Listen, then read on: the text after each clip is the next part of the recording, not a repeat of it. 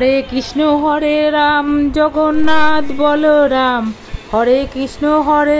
জয় প্রভু জগন্নাথ। নমস্কার, বাঙালির পেট পুজো চ্যানেলে আপনাদের সকলকে জানাই স্বাগত। গতকালকের ভিডিওতে প্রভু জগন্নাথ দেবের অতি একটা প্রিয় পদ ডালমা আপনাদের সঙ্গে শেয়ার করেছি। আজকেও জগন্নাথ দেবের অতি প্রিয় একটা মিষ্টি পদ আপনাদের সঙ্গে শেয়ার করব। মিষ্টি পদটা হলো রসবলি। প্রভুকে যে 56 ভোগ দেওয়া হয় তার মধ্যে এই মিষ্টি পদের মধ্যে রসবলি হলো প্রভুর অত্যন্ত পছন্দের একটা পদ। তো বন্ধুরা দেখতে থাকুন আমি কিভাবে এই রসবলিটা তৈরি করছি। প্রভু জগন্নাথ দেবকে ভক্তরা ভালোবেসে ভক্তিভাবে যেমন অভয় নিবেদন করা হোক না কেন প্রভু কিন্তু তাতেই সন্তুষ্ট থাকেন। তবে আমরা প্রভুর পছন্দের পদটাই প্রভুকে নিবেদন করতে ভালোবাসি। এই রসবলি প্রভুর অতি পছন্দের একটা মিষ্টি পদ। এই পদটা তৈরি করার জন্য আমি 2 লিটার দুধ নিয়েছি। এই দুধ দিয়ে রসবলি আমি তৈরি করব। প্রভুর সেবা রান্না করার জন্য কিন্তু মাটির হাঁড়ি বা পেতলের জিনিসই ব্যবহার করা হয়। আমার কাছে পেতলের কোনো কড়াই বা মাটির হাঁড়ি নেই, তাই আমি ঢালাই কড়াইতে করে প্রভুর রান্নাটা করছি। আমি যে 2 লিটার দুধ নিয়েছি দুটো কড়াইতে সমান ভাগে দুধটা ভাগ করে নিচ্ছি।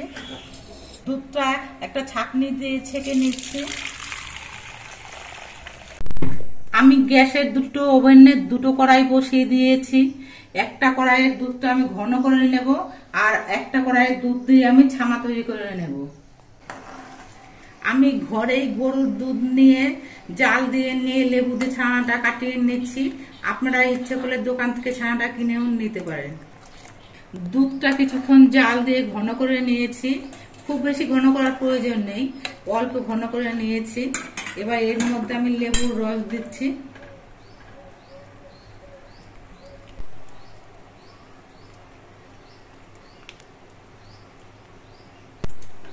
লেবুর রসটা দেওয়ার পরেই দুধটা কেটে ছানা হয়ে গেছে।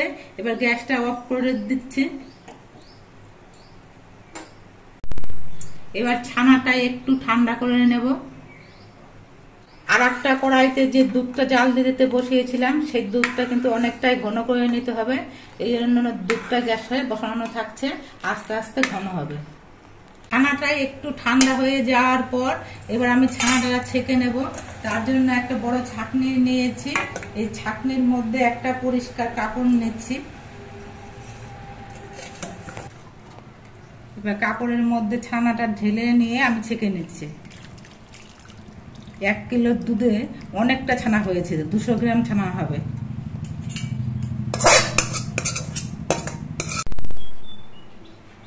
এবার ছানাটার জলটা যাতে সম্পূর্ণভাবে বেরিয়ে যায় তার জন্য একটু হাত দিয়ে চেপে চেপে ফেলে দেব।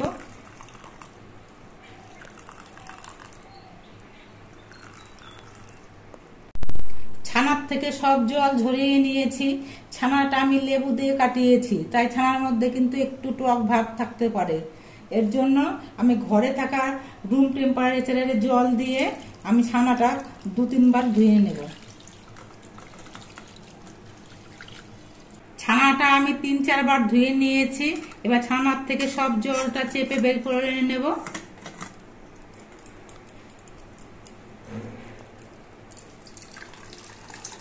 এরকম পরিষ্কার সুতির কাপড়ের মধ্যে ছানাগুলো নিলেই জলটা বের করতে সুবিধা হয়। এবার এই ছানাটা আমি একটা থালার মধ্যে নিচ্ছি। আমি গ্যাসে যে দুধটা জাল দিতে বসিয়ে রেখেছিলাম সেই দুধটা জাল দিতে দিতে কিন্তু অনেকটাই ঘন হয়ে গেছে। দেখুন একেবারে ক্ষীর হয়ে গেছে। এবার এর মধ্যে আমি 4টে এলাচ ফাটিয়ে দিচ্ছি আর 1 বাটি চিনি দিচ্ছি। আপনারা চিনির বদলে বাতাসা, মিশ্রি এগুলো দিতে পারেন। এবার চিনিটা দেওয়ার পর দুধটা আরো কিছুক্ষণ জাল দিয়ে ঘন করে নিতে হবে। চিনি দেওয়ার পর দুধটা আরো মিনিট 5 ফুটিয়ে নিয়েছি। দুধটা দেখুন ঘন হতে হতে একেবারে অর্ধেকেরও কম হয়ে গেছে। এবার আমি গ্যাসটা অফ করে দিচ্ছি আর দুধটা ঢেকে রাখছি। এই রসবলিটা তৈরি করার জন্য অল্প একটু দারচিনির গুঁড়ো লাগবে। তার জন্য আমি 2 টুকরো দারচিনি নিয়েছি। এই দারচিনিটা আমি গুঁড়ো করে নিয়েছি।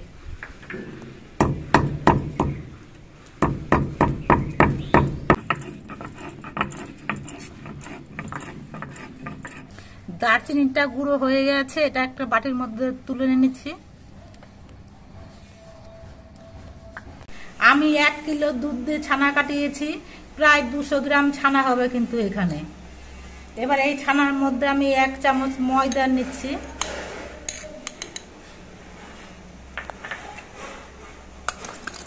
এক চামচ সুজি নিচ্ছি,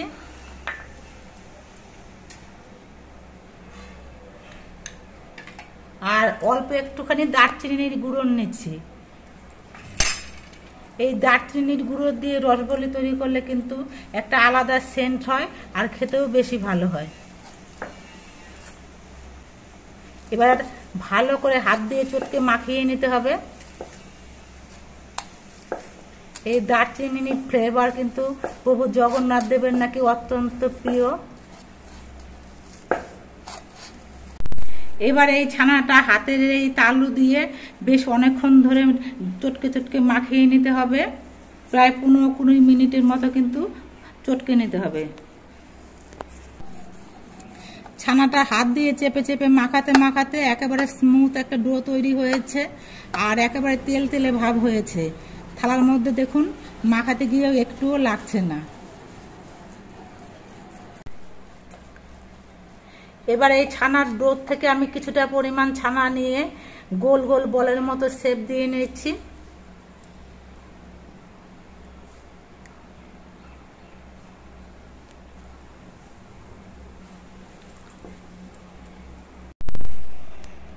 আমি 9টা গোল গোল বলের শেপ দিয়ে তৈরি করে নিয়েছি।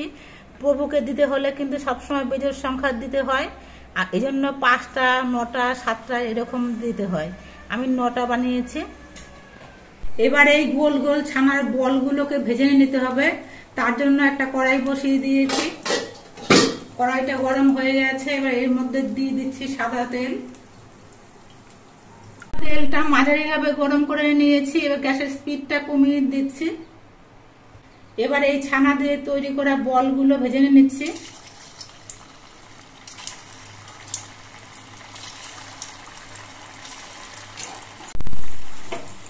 প্রথমে আমি 4টে দিলাম, এই 4টে দিয়ে ভেজে নেব। আমি ছানার বলগুলো উল্টে পাল্টে বেশ ভালো করে লালচে রং করে ভেজে নিচ্ছি। বেশ লালচে রং করে ভেজে নিয়েছি। এবার এটা আমি নামিয়ে নিচ্ছি। আবার বাকি বলগুলো ভেজে নিচ্ছি।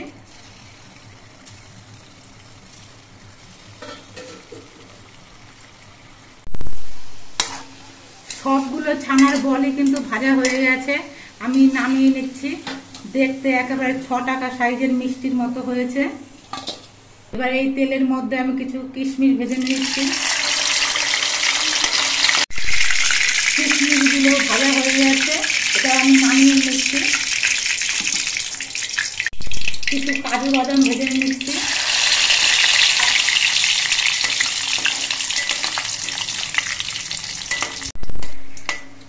কাজু বাদামগুলো ভাজা হয়ে গেছে, এগুলো আমি নামিয়ে নিচ্ছি। আমি তেলের কড়াইটা নামিয়ে নিয়ে দুধের কড়াইটা বসিয়ে দিলাম। দুধটা একটু গরম করে নিতে হবে। দুধটা একটু গরম করে নিয়েছি। দেখুন দুধটা কতটা ঘন হয়েছে, গরুর একেবারে খাঁটি দুধ। দুধটা আবার আমি জাল দিয়ে একটুখানি সময় ফুটিয়ে নিয়েছি।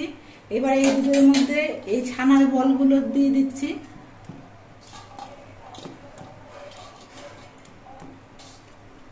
এবার এগুলো দিয়ে 2-3 মিনিটের মতো ফুটিয়ে নিতে হবে। দুধের মধ্যে 2-3 মিনিটের মতো ফুটিয়ে নেওয়ার পর মিষ্টিগুলো দেখুন আগের থেকে আরো বড় হয়েছে আর নরম হয়েছে। এবার এগুলো নামিয়ে নিতে হবে। আমার রসগোল্লাটা তৈরি হয়ে গেছে।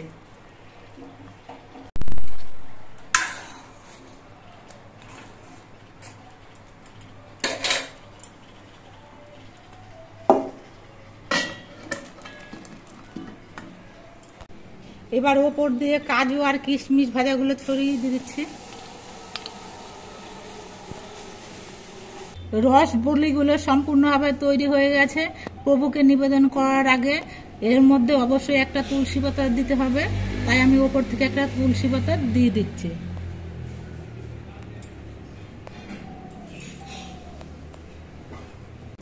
আপনারা দেখতে পেলেন কিভাবে আমি প্রভু জগন্নাথ দেবের অতি প্রিয় একটা মিষ্টি পদ রসবলিটা তৈরি করলাম। আমাদের ভিডিওটা যদি ভালো লাগে তাহলে ভিডিওটিতে একটি লাইক ও চ্যানেলটাকে সাবস্ক্রাইব করে দিয়ে আমাদের পাশে থাকবেন।